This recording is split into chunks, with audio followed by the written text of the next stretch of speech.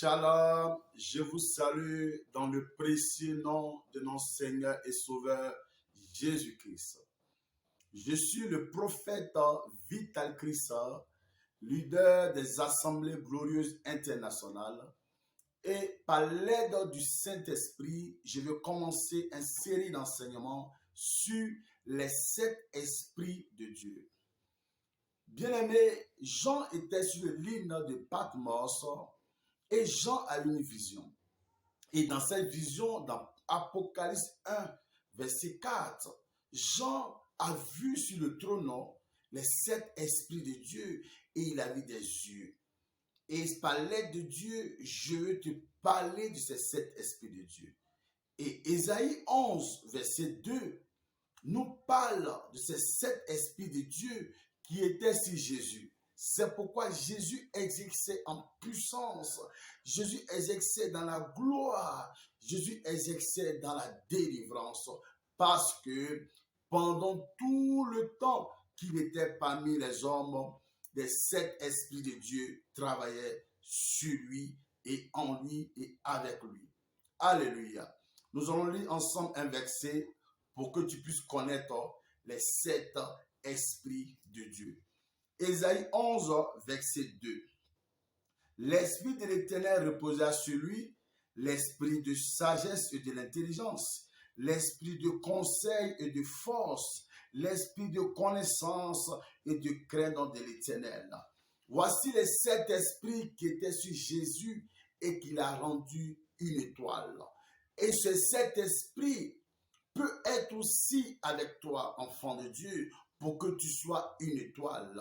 Et par l'aide du Saint-Esprit, je vais parler aujourd'hui du premier esprit qui est très important. L'esprit de l'Éternel reposera sur lui.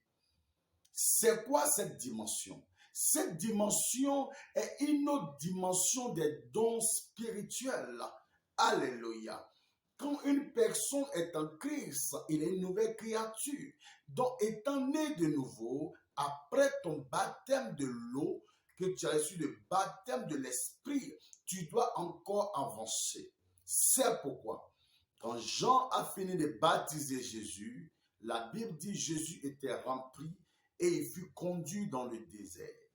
La mise à part est très importante pour le remplissage. Enfant de Dieu, si tu veux exercer dans le surnaturel, enfant de Dieu, si tu veux exercer dans la puissance, enfant de Dieu, que tu sois directeur, que tu sois pasteur, que tu sois vendeuse, que tu sois même une personne qui est à l'église, qui nettoie les tables, tu as besoin de l'esprit de l'Éternel sur toi. Mais ça demande la consécration, ça demande la mise à part. Ça demande la sanctification, car avec les choses de Dieu, il y a toujours un prix à payer.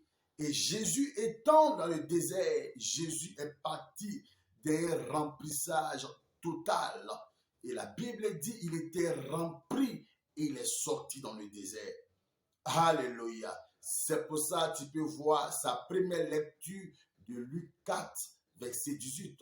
Il a cité la prophétie d'Ésaïe. L'esprit de l'Éternel est sur moi parce que cet esprit vient pour la mission. Cet esprit vient pour la mission. Donc plusieurs personnes n'arrivent pas à exercer les missions parce que l'esprit n'est pas encore sur eux. Alléluia. Jésus peut te donner cet esprit si tu le veux, mais tu dois le désirer et tu dois avoir soif. Tu dois le chercher. Dans le lieu secret, tu dois le chercher. Et je crois de mon esprit que tu vas le recevoir au nom de Jésus de Nazareth. Cet esprit, tu rends surnaturel. Cet esprit, tu rends puissant. Cet esprit, tu rends une personne extraordinaire. C'est pour ça les gens ne pouvaient pas comprendre cette gloire, cette puissance qui se manifestait sur la vie de Jésus de Nazareth.